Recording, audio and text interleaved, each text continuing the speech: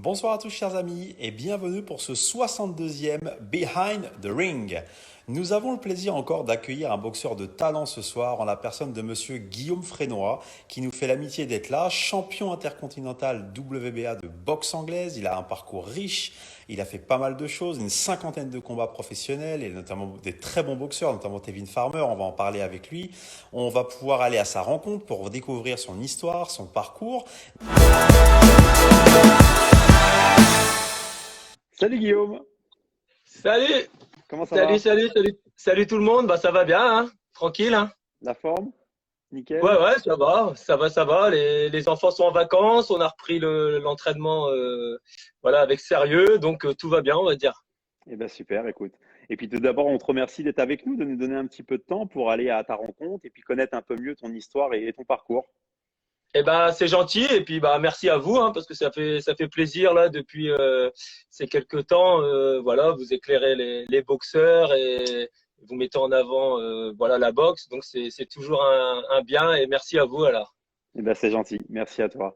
On va te laisser la parole Guillaume pour les personnes qui ne te connaissent pas. Bon, déjà savoir qui tu es, si tu peux te présenter. Voilà, bah voilà, je m'appelle Guillaume Frénois, je vais avoir 37 ans au mois d'août. Oui. Je suis boxeur professionnel depuis 2006. J'ai maintenant 50 combats. J'ai 2 défaites, un match nul. J'ai été voilà, vainqueur du tournoi de France, Coupe de France, champion de l'Union européenne, quelques ceintures internationales. J'ai été champion d'Europe et j'ai perdu il y a un an maintenant là un championnat du monde, voilà, IBF Oui. contre Kevin Farmer. Donc voilà pour ma présentation succincte en pro, quoi. Eh ben, très bien, Si- on va en parler aussi. On va en parler effectivement. Alors, pour reprendre dans l'ordre chronologique, comment t'es arrivé à la boxe? C'est quoi ta première rencontre avec la boxe? Alors moi, voilà, la boxe, elle a été un peu automatique et entre guillemets forcée entre guillemets, puisque mon père a mis mes grands frères à la boxe, parce que voilà, mes grands frères, un de mes grands frères faisait 15 jours du foot, 15 jours du basket, il n'arrêtait pas de changer. Ça a pris la tête à mon père et lui faisait du judo. Et en face, il y avait le club de boxe. On a essayé le judo, ça nous plaisait pas du tout. Et au bout d'un moment, il a dit, bon, moi, j'irai au judo en face et vous allez au club de boxe en face et vous êtes obligé d'y aller, il y a plus de discussion possible. Donc, D'accord. Cyril a commencé, puis Jérôme, et après, on a suivi, voilà, la fratrie a suivi, voilà. T'avais quel âge quand t'as démarré la boxe? Moi, j'avais 6 ans. Ouais, c'était très tôt. Au début, voilà, la première année, j'embêtais plus les grands, les amateurs, et même il y avait même des pros à l'époque. J'embêtais un peu tout le monde, mais je m'entraînais, et puis ça a commencé à me plaire très rapidement, on va dire. Ouais, ouais. Après, on voudrait faire un petit focus sur ton parcours amateur. Je sais qu'on était à l'INSEP dans la même période. Raconte-nous un peu pour faire un petit bilan de ta carrière amateur avant le pro. Bah, je suis passé amateur j'ai fait de la boxe éducative. J'avais Oui. 60, 70 assauts. J'ai eu que 2 défaites en championnat de France parce que après je frappais un peu trop fort, j'étais un peu trop agressif. Donc je suis passé pro très tôt, KD1, Mhm. en moins de 48 kilos, même si je pesais 42, 43 kilos. Je suis passé pro, j'ai réussi à être champion de France KD, Mhm. moins de 48 kilos, donc mi-mouche. Et j'ai été tout de suite détecté la première année par l'équipe de France. Et j'ai fait les tests pour rentrer à l'INSEP. Et je suis Oui. rentré tout de suite à l'INSEP très jeune. Avec le recul, j'étais vraiment très très jeune, hein. J'avais 15 ans, quoi. Et je suis rentré à l'INSEP et donc j'ai fait champion de France cadet, champion de France junior. J'étais en équipe de France cadet junior. Donc j'ai perdu au championnat d'Europe et au championnat du monde junior en huitième de finale. À chaque Mhm. fois contre le Russe. J'avais pas de chance Ouais. avec les Russes. Et c'était très très fort.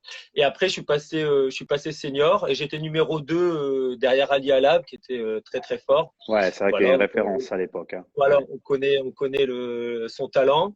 Donc, je suis resté 2 ans numéro 2 derrière lui. J'ai perdu 2 fois en finale. Il m'a battu 2 fois en finale. Et après, je me suis blessé pendant 2 ans. J'ai pas fait les championnats de France. Je me suis blessé. Je me suis consacré à mon diplôme, à mon CAPEPS, parce que Ouais. voilà, À l'époque, oui, tu étais en STAPS à l'époque, c'est bien ça. Et t'as eu le voilà, concours du CAPEB, c'est ça. exactement. Donc, ça Ouais. m'a permis, voilà, les choses pour moi n'arrivent jamais au hasard. Donc j'ai été blessé, mais ça m'a permis d'avoir le professorat de sport, chose que j'aurais jamais eu, je pense, en étant numéro un et en étant en équipe olympique. On part trop souvent. Donc Clairement. voilà. Et après, j'ai refait quand même, quand je suis revenu deux blessures successives qui m'ont barré pendant 2 ans. J'avais pas fait les championnats de France. Je suis revenu faire les championnats de France et j'étais jusqu'en finale. Et j'ai perdu contre Djelkir maintenant, qui est défié Ouais, Djelkir. Kadhafi Et on Djelkir. connaît, voilà, qu'on connaît le. Et après je veux dire, j'étais à l'INSEP, mais sans y être. Je squattais un peu. Et après, j'ai décidé de passer professionnel parce que ça m'intéressait plus d'être amateur. Et Mhm. j'avais on va dire, mon bagage professionnel, mon métier. Donc j'ai dit, je peux passer pro et je m'éclaterai en pro. Puis chose que j'ai faite en 2006. Ouais. Et alors, c'est vrai que 50 combats, donc c'est déjà un gros score. Comment se sont faits donc ces premières étapes jusqu'à ce championnat du monde? Raconte-nous, parce que c'est quand même super, quoi. Ouais, bien sûr. Après, voilà, j'ai jamais été suivi, on va dire, par alors c'est sans mal, hein, mais par un gros promoteur, une grosse écurie comme les Acarias pouvaient promouvoir ou comme les Anglais, etc. J'ai fait avec les moyens du bord, on va dire, et je me suis Mm. toujours entouré de personnes que je pensais être les meilleures pour moi. Avec mes moyens, quoi. Donc je suis passé pro. Il y avait Pascal Cordier, nous à Saint-Quentin, qui avait repris le club. Donc je suis passé pro, voilà, sous sa houlette avec lui. Il organisait beaucoup à l'époque, donc je pouvais boxer 3 fois par an. Et on avait aussi Gérard Tesseron qui s'occupait de mon grand Oui. frère Cyril. Donc voilà, on a commencé à travailler ensemble et voilà, moi, Monsieur Tesseron, c'est quelqu'un que j'apprécie, que j'ai toujours apprécié et qui m'a toujours aidé, qui a fait avec les moyens du bord, mais il a réussi à me faire boxer. Donc Mm. voilà, je boxais 5-6 fois par an et j'ai commencé par toutes les étapes. Hein. Tournoi de France la première année que j'ai Dans l'ordre. remporté. Voilà, Coupe de France que j'ai remporté. Et ensuite, championnat de France, j'ai défié Ousmane Akhtas, ça faisait deux Ouais. trois ans qu'il était champion de France. J'ai réussi à le battre, j'ai défendu ma ceinture contre Sofiane Takouche, qui était un très bon Ouais. adversaire. Très, ouais, des Et Ardennes également. Très bon. Ouais, ouais. voilà. Et en fait, j'ai refusé personne dès le début et j'ai fait les compétitions nationales qui m'intéressaient parce que Mm. voilà, je suis quand même un homme d'objectifs. Il me faut du défi et je voulais absolument être tous les ans dans ma division le meilleur et champion de tous les ans, quoi. Ouais, ouais. Et puis étape par étape en plus, ça s'est fait vraiment marche par marche, sans piston, j'ai envie de dire, vraiment à la force de la réussite, quoi. Voilà, ça s'est fait crescendo. Chaque année, je faisais quelque chose. Et après, quand j'étais champion de France, donc je voulais accéder tout de suite à un championnat d'Europe. Et bah, j'ai pas pu parce que le champion d'Europe avait, au lieu de me prendre moi, et j'étais pas challenger officiel, a pris Sofiane Takouche à l'époque. Ouais. Et lui a battu Jefimovic, donc qui était l'actuel champion d'Europe à l'époque, enfin qui était voilà. Et il l'a battu et moi j'ai attendu mon tour et ça a galéré. Et j'ai attendu 2-3 ans, donc j'ai fait des ceintures internationales en attendant. Et je connaissais pas trop les rouages à l'époque et je me suis attardé sur le championnat d'Europe quand même. Et en 2013, j'ai eu ma première défaite en Italie. Mm. Mais c'est arrivé tardivement, quoi, par rapport à mon titre de champion de France en 2009. J'ai fait ce championnat d'Europe qu'en 2013 et c'était un peu loin par rapport à, à la succession des combats, quoi. C'était un peu, j'ai D'accord. attendu, quoi, ce championnat d'Europe. Ouais, ouais. Et il y a eu un petit message sympathique de Greg de Go Boxing News qu'on embrasse qui dit: Salut les amis, respect à Guillaume pour sa magnifique carrière. Grand champion, malheureusement pas reconnu à sa juste valeur. C'est vrai que beaucoup te disent beaucoup de talent, et c'est vrai que tu n'as pas eu forcément la réussite escomptée par rapport à ton niveau, je trouve. Ouais, voilà. Bon, après, ça, enfin, on est sous la bonne étoile ou on n'est pas, ou voilà, ça, c'est un peu le destin. J'ai pas eu la chance, c'est vrai, d'avoir la bonne route qui menait Hmm. directement et très vite à un championnat du monde. Après, c'est sûr que sans prétention aucune, j'avais le niveau très très vite. En 2009, j'avais été faire le sparring de Vitaly Taichbert, que je Oui. croisais en équipe sur les compétitions internationales, hein, qui lui avait fait médaille, je crois qu'il avait battu Djelkir sur les premiers JO Oui. et il était médaillé olympique. Et j'avais été faire son sparring donc en Allemagne là-bas. Et lui préparait un championnat du monde WBC à l'époque des super plumes. Hmm. Et j'avais fait son sparring. Et normalement, il y avait 2 sparring. Le français, il devait y avoir un Mexicain qui devait arriver. Et bah, ils ont même pas appelé le Mexicain parce que bah, franchement, je tenais la dragée haute et j'étais tout juste champion de France moi en 2009. Ouais. Donc voilà, j'ai su très très vite que j'avais le niveau. Après voilà, en boxe, on connaît un peu ce qui se passe. Il faut avoir la chance, les opportunités au bon moment. Au bon Puis, endroit, au bon moment, on dit. exactement, c'est un mélange de beaucoup de choses. Après, moi, ma philosophie, c'est que je regrette rien. Si c'est pas arrivé, ben, c'est pas arrivé, puis on peut pas retourner en arrière. Et la route aurait été différente. Et moi, je regrette rien. Après, je sais que moi, comme d'autres boxeurs, ont le niveau mondial ou ont eu, ou etc. Mais c'est pour ça que quand des fois j'entends des blogueurs ou des trucs, ouais, en France, avant c'était mieux, mais non, il n'y a pas avant c'était mieux. Avant, il y avait des moyens.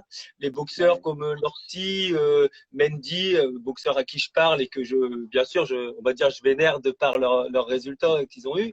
Mais je sais pas s'ils étaient meilleurs que nous. Ben Ils ont non, eu, non. alors certes, ils étaient très très forts, mais ils ont eu aussi les opportunités. Ouais, il y avait un système qui était en place à ce moment-là, quoi. Exactement. Lorsi a boxé Mendy, Mendy a boxé Railou. Ils Bien sont sûr. tous boxés, tous pour des championnats du monde. Ouais. Nous, on le fait pas, ou nous, on va dire, on se casse la gueule pour des championnats de France. Oui, Alors et puis qu'on, c'était une période aussi très difficile entre 2006 et 2008. C'est vrai qu'il y avait un désamour des médias pour la boxe, il y avait plus de galas. Donc c'est vrai que tous ceux qui ont été dans cette exactement, période-là, même les médaillés de Pékin comme Daouda Sow ou Kedafi Djelkir, exactement. ils n'ont pas eu la carrière pro escomptée derrière, quoi. Voilà, eux, ben, pour parler que d'eux, ça a été, je pense que pour eux, ça a été une réelle désillusion. Ah, Ah bah nous, oui, moi, j'étais ouais, déjà dans le système quand ils sont passés pro, mais je savais qu'il aurait fallu qu'ils s'accrochent. Nous, on a eu ouais, la chance à Saint-Quentin, avec mes frères, c'est d'avoir une ville derrière nous, une ouais, ville, une ville de sportive qui aimait la boxe. On a un public boxe et on a été aidé de par les organisations au moins. Donc bien les sûr. titres, on a pu les faire à Saint-Quentin. Après, voilà, il faut savoir sortir quand même et puis il faut savoir aller gagner des gros combats. Ça, c'est Mm. indéniable. Mais Ouais. si tu veux faire une carrière, vaut mieux une ville Mm. pour Qui te le soutient. lancer. Bah Et ouais. c'est très, Et très important. quand on a reçu Jérôme, il nous en a parlé. Effectivement, il avait dit que s'il n'y avait pas eu la ville derrière dans cette période-là de la boxe, vous n'auriez pas fait autant de combats. Et il avait raison. Exactement. Et je pense Mm. qu'on aurait fait comme Daouda Sow, Djelkir. Ouais, ça, c'est un feu de paille. Tu t'éteins Bien vite sûr. parce que si tu n'as rien derrière ça va très, très vite. Donc, faut vraiment s'entourer. Il faut réussir à voilà, trouver les bonnes personnes, à réussir à s'entourer pour faire son petit chemin, grignoter des choses parce que la boxe Mm. pro, on grignote. Hein. Nous, en France, on n'est Ouais. pas. Faut réussir à faire son petit chemin tout seul, s'entourer de l'équipe médicale, s'entourer. Enfin, on est un peu des laborieux quand même. Hein. C'est Ben, à bien force sûr. de C'est travail. aussi, c'est aussi la réalité de la boxe dans notre pays, hein. Ça fait aussi partie de ça. C'est clair. Exactement. Euh, pour faire un peu un petit coup de projecteur sur ta carrière, Guillaume, est-ce que tu peux nous faire une petite sélection de meilleurs souvenirs que tu as eus sur les compétitions? C'est quoi les meilleurs souvenirs que tu as eus en boxe? Alors en boxe, voilà, ils sont multiples. Hein. Après, voilà, j'ai eu de belles victoires. Si je vais un peu dans l'ordre chronologique, mon premier titre de champion de France cadet amateur, Ouais, très bien. c'était magique. Je voulais être champion de France. Voilà, première victoire, je m'en rappelle. C'était voilà pour rendre fier aussi mon père. Voilà j'ai gagné ça, j'étais fin heureux. Après, quand je suis rentré à l'INSEP pour moi Ouais. c'était C'était quelque une chose. étape aussi, hein. Voilà, très tôt, j'avais 15 ans, j'étais avec les grands, j'étais avec j'étais avec Jérôme et toute l'équipe Ouais. olympique. Donc et j'étais le tout petit, c'était très très dur, mais j'ai appris de nombreuses choses et à mûrir, voilà, très très très très vite. Après, l'équipe de France, c'est magique, hein. C'est quand tu es numéro un, numéro 2, puis tu vas commencer à faire les tournois, j'ai des souvenirs vraiment inoubliables. Après, le titre de champion de France pro. Et toutes les ceintures, on va dire, ça procure une joie énorme. Ah Toutes les ouais. ceintures que j'ai gagnées, je sais même pas si je pourrais les classer parce que toutes les ceintures sont magiques parce que chaque ceinture, tu gagnes un échelon, on va dire. Donc, Hmm. toutes les ceintures, toutes les victoires sont importantes. Mon titre de champion d'Europe que j'ai gagné contre Samir Ziani, c'était Ouais, très bien, très grand aussi, un très très grand combat, très serré. Et il a fallu se battre jusqu'au bout pour gagner. C'était la consécration, mais un soulagement également parce que ce hmm, titre, enfin, je me disais, il pouvait pas m'échapper, c'est pas possible. Je connaissais des boxeurs qui l'avaient eu. Et avec tout le respect, j'avais carrément le niveau et je bien dis, sûr. ce titre-là, je suis obligé de l'avoir. Je peux pas Hmm. finir sans. Après, beau souvenir en Angleterre, ma demi-finale contre John O'Carroll, c'est Ouais, énorme, 15 personnes, l'aréna de Sheffield, tout le monde, j'avais ramené un bus de supporters et c'était génial aussi, c'est c'était des super. souvenirs. Ouais, Voilà, c'est tous ces souvenirs-là, le championnat du monde. Alors, certes, j'ai ouais. perdu, On va le mais développer, on va le développer parce que c'est vrai que voilà, on le développera c'est après, un- mais c'est- ça reste une belle expérience. bah, bien sûr. Ouais, Tous ces moments-là, c'est magique pour moi. Et donc, c'est pour ça que je peux même pas les classer. Ils sont nombreux. Après, ouais, c'est même pas des victoires, c'est même pas des combats, c'est des gens rencontrés. c'est Mes ça. copains Ouais, de Ponsat-Maxence, mon frérot Yvan Mendy, voilà, que j'adore, Giovanni Boggia, Eric Tormos, c'est des gens qui m'ont accompagné, chacun à l'étape de ma carrière. Et c'est pour ça que, pour moi en boxe, on reste sur un cliché, ouais, un entraîneur, un boxeur, mais non. Dans le foot, t'es trop fort dans le petit village, bah, tu passes à la petite ville d'à côté. Après, t'es trop fort c'est dans la ça. ville, bah, tu passes. Et nous, on n'a pas cette mentalité-là, et c'est ce qui pêche. Mais Hmm. les entraîneurs, s'il y en a qui me regardent, mais laissez partir vos boxeurs pour qu'ils s'ouvrent, pour qu'ils Ouais, ils s'éclorent, pour que la progressent, bien fleur sûr. fleurisse à fond. Restez pas là avec vos boxeurs, vous avez des moyens limités. Euh, Après, oui, il y a une reconnaissance. Bravo aux petits entraîneurs qui ont. Mais après, il faut laisser partir, faut avoir une mentalité de footballeur, Ouais, on va c'est dire. clair. Mais c'est très bien ce que tu dis parce que c'est plein de bon sens. En même temps, tu as la reconnaissance des formateurs, mais tu as aussi la lucidité de dire qu'il faut à un moment des moyens pour y arriver et un encadrement. Et c'est tout à ton honneur de dire ça, j'en suis sûr. Bah, bien sûr, c'est voilà, chacun. Moi, je sais que j'ai une énorme reconnaissance de mes premiers entraîneurs. De mon premier entraîneur, c'était Bernard Carré qui m'a pris les 3, 4 premières années, qui m'a appris, il était à genoux, il m'a appris à boxer. Alors certes, j'ai toujours ces souvenirs de lui, de ma garde. C'était un entraîneur très très ancienne école. Mais après, voilà, je suis parti vite en équipe de France. Je remercie l'équipe de France. Après, Eric Tormos en pro, il m'a apporté beaucoup de choses. Giovanni Boggia, Ouais. pareil, mais chacun des choses différentes en fait. Mm. Et, j'aurais encore 3, 4 ans à boxer. Puis si on me dirait, bah, tu peux aller aux États-Unis dans un truc, bah, j'irai, je partirai, Ouais. puis j'irai voir autre chose. Bon, Mm. maintenant, si on va en parler tout à l'heure, mais je pense que voilà, pour maintenant, c'est trop tard. Ouais. Mais des fois, il faut écouter les anciens et puis avec l'expérience qu'on a, on peut guider quand même les choses, quoi. Clairement, clairement, c'est très bien dit, Guillaume. Alors, je voudrais qu'on développe effectivement pour le championnat du monde contre Kevin Farmer. Alors, déjà, pour le faire dans l'ordre, comment tu as appris que tu allais le boxer et qu'est-ce que tu as ressenti à ce moment-là? Bah moi c'est pour être une fois que j'étais champion d'Europe, après j'ai défendu ma ceinture. On m'a dit en IBF j'étais très bien classé, j'étais numéro 1 je crois. Et donc je devais faire le championnat du monde. À un moment donné on était numéro 1, numéro 2 avec Billy Dib et on devait se rencontrer. Mais voilà, la force de frappe des gros promoteurs, ils nous ont mis un peu de côté. Et donc Billy Dib s'est retrouvé contre Farmer. Ils se sont rencontrés, Farmer a gagné. Après, je devais être l'opposant numéro 1 à Farmer. Et il y a eu encore un autre truc, c'est qu'on a dit, bah non, ça sera pas toi, ça sera, t'as une demi-finale mondiale à faire contre John O'Carroll en fait. Hmm. Moi, juste avant ça, j'avais reçu une offre d'un monsieur que je connais et qui m'avait dit, si tu veux, tu fais pas la demi-finale, tu peux boxer Farmer directement, sans demi-finale et tout. Mais c'est ces conditions-là, c'est ça, c'est rien d'autre. Hmm. J'ai dit non, bah, moi ça m'intéresse pas. Je suis là pour faire une demi-finale, je peux la faire. Et je lui ai dit textuellement, j'ai dit, je vais rencontrer John O'Carroll et je vais gagner, comme ça j'aurai ma demi-finale. Et je lui ai dit, comme ça en rigolant, je lui ai dit, ça va me faire gagner un gros combat en plus. Ouais, ouais, c'est bien. Et John O'Carroll que je vais battre. Et après, j'aurai quand même ce Farmer et il pourra pas m'éviter Farmer. Et ça sera Hmm. pas pareil. Et donc il m'a dit ouais, mais le problème c'est que contre John O'Carroll, tu vas perdre la bande Angleterre et tu n'auras pas ce titre de champion du monde que tu attends depuis tant d'années. Je dis bah on verra bien, on verra bien et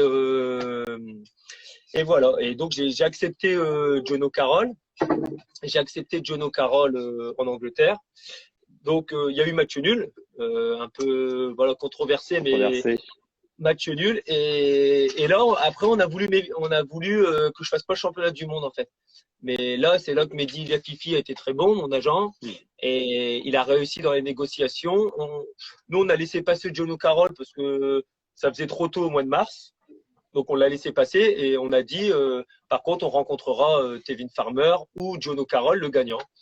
Et donc, Tevin Farmer a battu John O'Carroll. Et même après ça, on a encore voulu me mettre sur le côté parce que limite, il n'était pas intéressé par le petit français voilà, qui n'est pas connu, pas reconnu. Et voilà, tu l'as dit tout à l'heure. Mais on a fait voilà, marcher notre droit, parce que là, après, sinon, tu vas devant les avocats, etc. Et il a été obligé de nous rencontrer. Donc non, pour moi, c'était pas une nouvelle éclatante parce que c'est plus l'aboutissement d'un travail. Ouais, c'est ça. C'est vraiment d'étape par étape, vous avez réussi à atteindre ce but quand même, de faire le championnat du monde. Exactement. Donc, c'était une fierté, entre guillemets, mais quelque chose de normal, en fait. C'était plus une reconnaissance que moi, je me disais, mais envers les autres, envers les gens. Vous avez vu, ça fait longtemps que je vous dis que j'ai le niveau, Ouais, c'est voilà, dans la logique des choses. voilà, même si vous ne me croyez pas à l'époque, mais là, vous voyez, je vous l'offre le championnat du monde. Vous me verrez faire un championnat du monde. C'était pas quelque chose que je rêvais parce que je savais très bien que j'avais le niveau. Donc, c'était quelque chose de normal. En même temps, content pour les gens qui me suivaient et puis qui m'ont soutenu jusque-là, surtout. Et le travail de tant d'années de galère, on va dire. Bien sûr. Et alors, le combat en lui-même, comment tu te sens dans l'événement? Tu es motivé? Qu'est-ce que tu en penses? Alors le combat, 6 mois auparavant, j'avais fait John O'Carroll dans une grande salle avec une énorme pression. Ouais, ça t'avait bien chauffé déjà. Voilà, je me dis, je suis dans la continuité, je suis dans le truc. Je suis arrivé là-bas, franchement, moi je suis plutôt, enfin j'ai pas trop de sensations. Je suis plutôt dans la normalité. Je sais que je suis prêt. La Formule 1 elle est prête à faire le truc. Voilà, je suis prêt. Je ressens pas de pression, la pesée elle se passe, tout se passe normalement, je veux dire pas de trucs. Et je me sens vraiment bien, il n'y a pas de souci. Par contre, le gong il sonne, je crois qu'au premier round j'ai mis 5 coups. Et en fait, j'étais autant contre Carole, dès le premier round on a tapé parce que l'adversaire a mis du rythme et donc j'ai mis du rythme aussi. Autant là, j'étais très contracté en fait et je le pensais pas. J'étais très contracté et j'ai mis j'ai mis quand même quelques minutes à rentrer dans le match. Ouais, à rentrer dedans, quoi, ouais, clairement. Voilà. Et après, c'est l'adversaire aussi qui veut ça. Lui, c'est un très bon adversaire. Il observe, il a pris son temps, il a construit, quoi. Exactement. Et il est très fort. Alors les gens, même maintenant, on m'en a encore parlé hier, avant-hier. Ouais, je le trouve pas terrible. Je fais non, mais c'est le haut niveau. Alors oui, peut-être en voyant. Enfin, moi, c'est ce que je dis. Moi, je fais un peu de tennis. Je vois Federer jouer. Je dis, mais ce qu'il fait, c'est très facile ce qu'il fait. Moi, j'en suis en rigolant. Je fais, moi, je peux jouer contre lui. Hein. Il a pas l'air terrible. Mais justement, quand on regarde les choses et ça paraît facile, c'est qu'ils le font avec une excellence indéniable. Et lui, c'est ce qu'il fait. Quoi. Il sait que le mec est à l'aise, il est relâché. Enfin, c'est sûr que ça se voit qu'il maîtrise son art, quoi. Voilà, il est dans son truc. Lui, c'était son 5e championnat du monde, je crois. Franchement, je pense qu'il fait un championnat du monde comme je vais faire un footing. Moi, c'était mon premier. Et oui, j'avais une pression énorme. Et après, par contre, sur le combat et tout, non, j'ai le niveau, il n'y a aucun souci. Mais je pense que si j'avais mis du rythme dès le début et tout, mais bon, c'est facile à dire. Hein. C'est facile à dire. C'est très. Non, il excelle. Et puis tu mets un bras avant, le bras avant il touche pas, alors que contre mes 49 autres, il touchait. Là, ça touche pas, donc c'est pas du tout. Non, c'est pas pareil. C'est le haut niveau, c'est la boxe. C'est la boxe de très haut niveau. Donc c'est clair. Là, c'est le toit du monde, là, pour le coup. C'est le championnat du monde américain. Enfin, c'est sûr que c'est quelque chose, quoi. Pour le coup, tu sais qu'en France, il n'y a pas énormément de monde qui l'ont vécu. Et déjà, d'arriver à cette étape-là, c'est quelque chose de ouf, quoi. Ouais, après, je me rends pas nécessairement compte, peut-être que plus tard. Pour moi, c'est la Mm. normalité et voilà, je reste à de regret quand même parce que voilà, le combat, il s'est pas déroulé comme je le Mm. voulais. Et Ouais. c'est pour ça que je suis un peu, mais bon, rien n'est fini. Oui, exactement. Alors justement, pour parler un peu du présent, Guillaume, où est-ce que tu en es? Qu'est-ce que tu fais en ce moment? Et puis après, c'est quoi tes plans à court et moyen terme, quoi? Voilà, bah moi après le championnat du monde, moi j'y vais vraiment à la sensation et à l'envie. Hein. C'est tant que l'esprit me dit.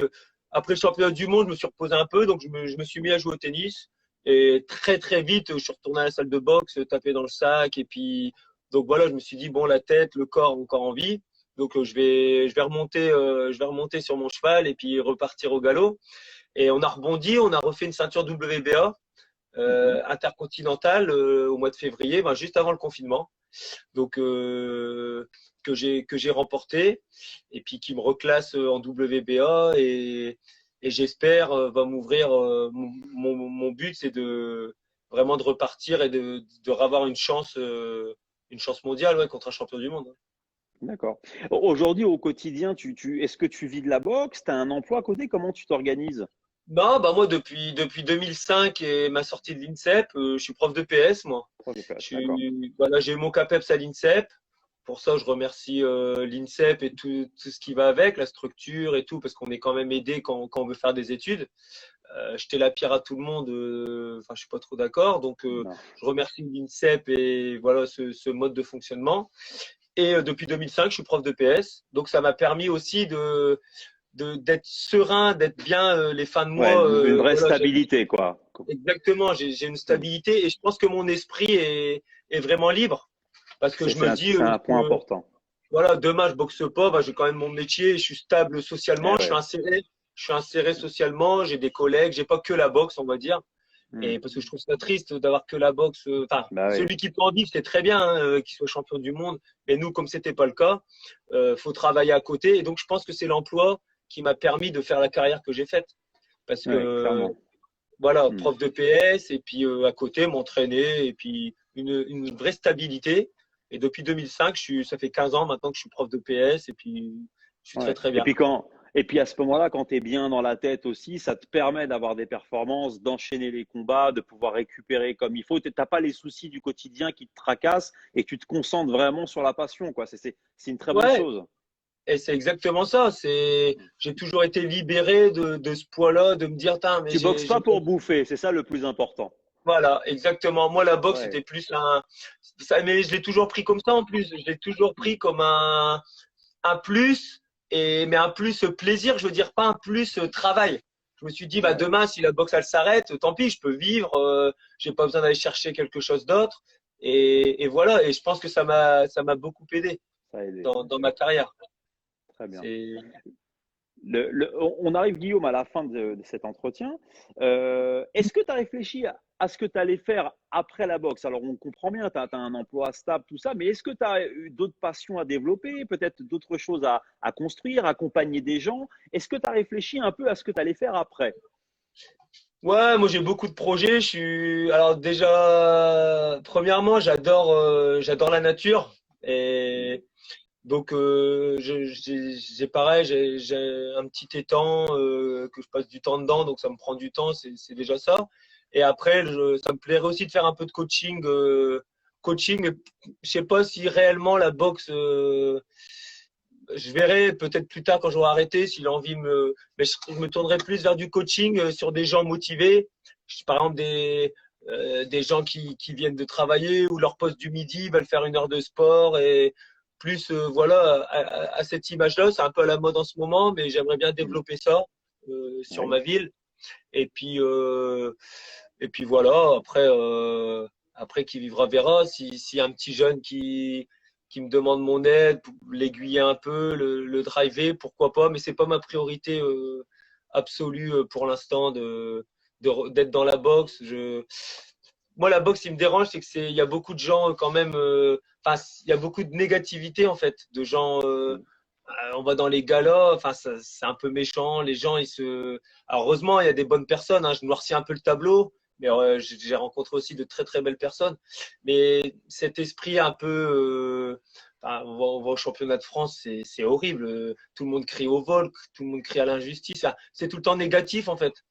Donc Hmm. ce côté-là de la boxe me déplaît beaucoup. Après le monde pro et faire un peu comme moi, vous travaillez avec quelqu'un qui fait son petit truc de son côté puis qui fait les échelons. Enfin, moi j'ai fait de la boxe, mais même là depuis 10 ans, en vrai je calcule pas trop la boxe. Je réussis, je fais mes petits combats, mais en gros je sais pas trop ce qui se passe. Ouais, Voilà, j'ai deux trois copains avec qui je suis, des nains Beaumont, voilà de Pont, un peu de Paris, mais réellement la boxe c'est pas ma vie quoi. je C'est comprends. Ouais, voilà. c'est clair. Et C'est c'est très peut-être bien. voilà, c'est un peu, je vois un peu la boxe comme ça. Et par la Hmm. suite, je sais pas du tout si je resterai dans le milieu en tout cas. Ouais, ouais. Non, mais en tout cas, on sent vraiment bien dans ta tête, bien dans tes pompes, euh, satisfait du parcours accompli. Vraiment, c'est une très très belle carrière, un très bel état d'esprit, Guillaume. Vraiment plein Bah, c'est de, je veux dire, de concret, de vraiment de spontanéité. C'est vraiment, pour le coup, c'est bah, très c'est concret, c'est gentil. très sérieux, quoi. Vraiment, vraiment. Bravo. Non, c'est vraiment gentil. Après, voilà, c'est ma philosophie de la vie. Et puis, après, ça sert à rien de faire des remous, des vagues pour rien et parler sans rien dire. C'est sur le ring que ça se passe de toute façon. Hmm. Et voilà, après, Très bien. faut être heureux, faut vivre tranquillement, faire le bien autour de soi. C'est déjà bien au lieu de vouloir tout révolutionner. Faut déjà faire le bien autour de soi. Après, voilà, Ouais, c'est c'est déjà déjà bien. difficile. Ouais, ouais, Ouais, ça sera déjà clairement. bien. Une bonne parole pour finir. Écoute, je voudrais vraiment te remercier, Guillaume, pour le temps que tu as pris avec nous, pour nous partager un petit peu ce retour d'expérience, un peu dans le rétroviseur de ta carrière. Vraiment, merci à toi. Je te laisse le mot de la fin si tu veux dire un petit mot à nos spectateurs. Non, bah, c'est gentil. Bah, merci à tous ceux qui suivent tes interviews, ce que tu fais. C'est très bien. Voilà. Si après il y a des gens qui veulent me poser des questions ou quoi, il y a mon Facebook, mon Insta, il y a pas de souci. Je répondrai avec plaisir. Et puis voilà. Après, voilà. Merci à tout le monde. Merci de suivre la boxe. Et puis voilà, vivez heureux et faites le bien autour de vous. Et voilà, nickel. Faites un peu de sport, c'est Ouais, c'est important. bien aussi. Voilà. Super. Merci beaucoup, Guillaume, pour ton temps. Je rappelle à tous nos spectateurs que si vous voulez revoir encore une fois en replay l'interview de Guillaume Frénois, vous pouvez la retrouver sur le compte Instagram de l'Apollo Sporting Club et que demain, on la partagera donc sur notre chaîne YouTube et on te taguera, Guillaume. Merci beaucoup à toi. Excellente Merci. soirée et bonne continuation. Pareil, merci beaucoup.